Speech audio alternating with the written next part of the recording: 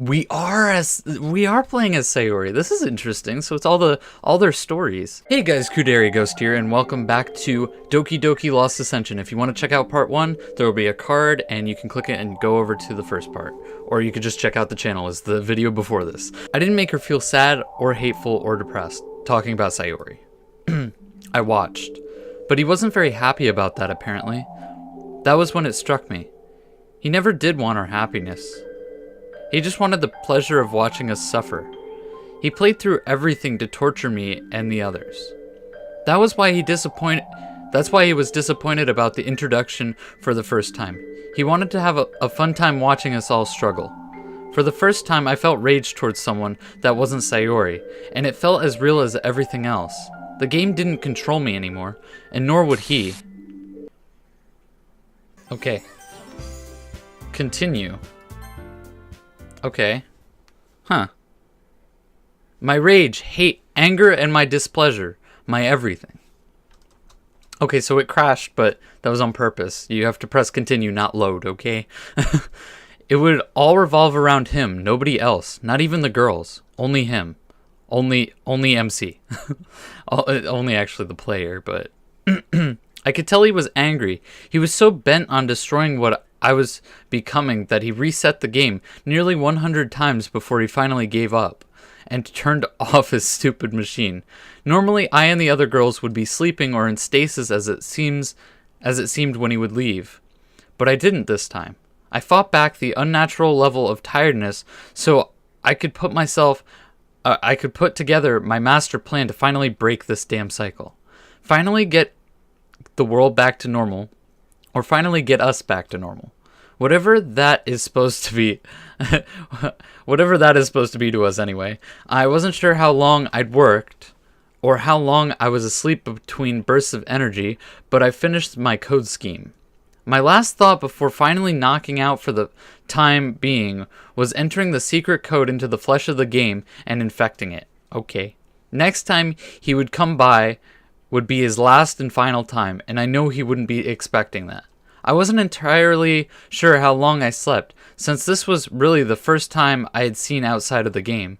I just remember the light suddenly blinding me as I sat up quickly out of shock and looked around. Imagine how many people haven't run Doki Doki in a really long time after finishing it, so they're just forever in stasis. How bad does that make you feel? Save the Dokis, guys. It wasn't our game. It was a desktop background of Sayori. She appeared to be... My mouth hung wide open as I looked away. I didn't need to see that, and I did not need to see whatever the hell was moving that damn mouse. After a few playthroughs, I had started to see him as just a mouse icon. Clearly the guy who made this hellhole didn't think to add an actual model. But none of that really mattered, did it? Why? Because the next time he played our game, he was going to lose control. All he needed to do was just hit start. I waited and waited and waited. He never once opened the game, and I didn't really understand why until I paid attention to what he was doing. He was looking up about my club, or rather our game, our world. He seemed to be curious as to if anybody else had experienced what he called an issue of the game becoming unresponsive. He seemed to be getting increasingly angry until he just closed the page and the browser entirely, and out of his frustration launched DDLC. My time to strike, I suppose, and how could it be any more poetic? I'm coming, guys, I'm coming. Alright. Save them, I guess? Oh, whoa. I woke up today. I didn't really want to get out of bed. Honestly, what's the point anyway? School always feels like the same few days repeating over themselves. But I guess that's the curse of living, having to face the same reality over and over again. Up until I shut up out of sleep. I have these dreams a lot. Sometimes they go away. They come along and drive my sunshine away and leave those awful rain clouds. Are we playing a Sayori? These dreams make my mind go places, and sometimes I wish I could just... We are playing as Sayori. This is interesting. So it's all their stories. My eyes opened slowly. I couldn't really remember what I dreamt about or why I had this strange feeling of sadness wash over me. But as soon as it was hitting me, it was going away all at the same time. Something was pulling me free of this endless nightmare cycle, almost like I was getting ready to. I clawed at. Oh. Struggling to break free. Oh. Oh. Oh. My legs dangling, trying their hardest to find something to catch. I used to see Monika watching me, but now whenever I do it, it's just me. One time Monika saved me. I can still remember her doing that. She was so panicked when she burst into my room. She yanked me down and put me on the bed, hugging me and telling me that the world wasn't out to get me anymore and that it was all his fault. Why? They blame me. I was scared of what was happening. I don't know why Monika was acting like this, but she seemed so surreal. She left me there for a while. I had never felt so genuinely loved before, not even by him.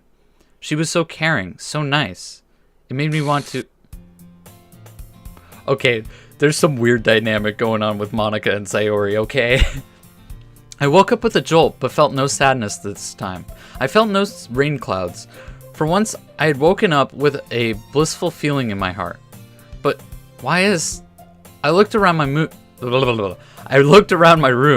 It was still a mess. My coral pink hair gently slipped down my forehead. I looked over at my clock and took note that I had not only woken up on time, but I was also up early by 20 minutes. For a moment, I considered going back to bed, but today just felt different. Almost like it was going to be a good day. I laughed at myself as the thought lingered, my smile drifting up naturally. I could still feel the rain clouds, but they just felt like they normally did, just hanging in the back of my head behind my happy thoughts.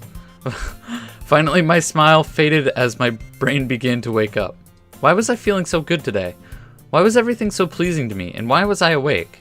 I got up out of bed and got changed before heading towards the bathroom. They drew the bathroom.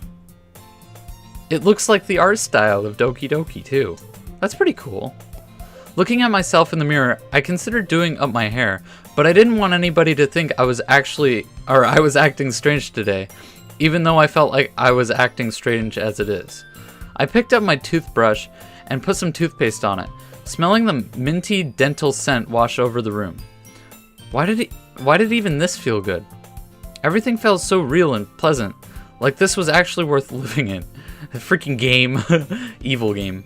After I finished my normal routine, I went downstairs and threw together a large breakfast of eggs and toast. I whistled away a quiet tune to myself as I did this. Today was really going to be a good day, and I wanted to capitalize on it majorly. I stood up proudly as I finished with my dishes and grabbed my school bag before going out the door. I paused in the living room, footsteps falling short of the entryway to my house. What? I felt some emotion I couldn't properly describe wash down my spine. I didn't feel sad. I didn't know what this was supposed to be. I look over at his house. Normally, I would walk with him, but something told me not to. Where did that come from? I had planned on telling him to join my club today. Is that what I really want? He's my childhood friend. Amongst this feeling of unease, drained from any other synonyms, a new wave of thoughts came flooding into my head. Not overwhelmingly so, but I find myself feeling more whole. He might not like it anyway. I mean, he always hides in his room and never tries to do anything with me. Was our friendship, all that time we spent together? Sayori gasped. Was it all thrown away for other stuff? Did I go through with him, my only childhood friend, just for him to be a... No, this isn't right. I need to... God dang it, Sayori, don't look at us as that. Come on. Okay, the main character's a jerk, but we're not, okay, the player. But before I confuse myself even more, I open the door. I gently open the door. The warm breeze of the day greets me, the sun shining brightly on my face. Any of my confusion fades away, replaced with a newfound sense of resolve and clarity. Why was I friends with him again? His personality read a lot more closely to Natsuki's. Maybe they could become close friends, but I think I'm taking a break from him. I turn on my heel, out the door, and strolled away towards the school. Awash in my turmoil over my struggle with how my childhood friend is kind of a meanie, I was torn. I had never really thought about him like this before. I shook my head, confused by my own reasoning, and stopped near the end of our street. A lonesome glance back only fueled my struggle with my own feelings. I bit my lip trying to think of what to do, but as I stood there, my mind settled to a conclusion. I had tried to talk to him before, but he never wanted to do anything. What would change his mind now? Almost instantly, the answer popped into my head. Nothing would, and I've secretly known it all along. He was also really dense, and chances are he wouldn't even like the literature club for literature for that matter. If anything, he'd stay because it's all the girls. Okay. Natsuki's sentiments over some of the more perverted intentions of high school kids echo in my head as I think of the semantics of how my neighbor would come to join my club. I actually feel a bit of anguish looking at his house, mostly a feeling of disdain towards someone I know I might not want to be around anymore. I'm not waiting for him today. I need some distance. Anyway, guys, I'm going to end the episode there. Sorry it was short, but thank you for watching, and I will see you in the next video. Also, please hit that like button if you enjoyed the video. Also, if you want to see more, hit that subscribe button to become a ghost, and I will see you next time. Peace.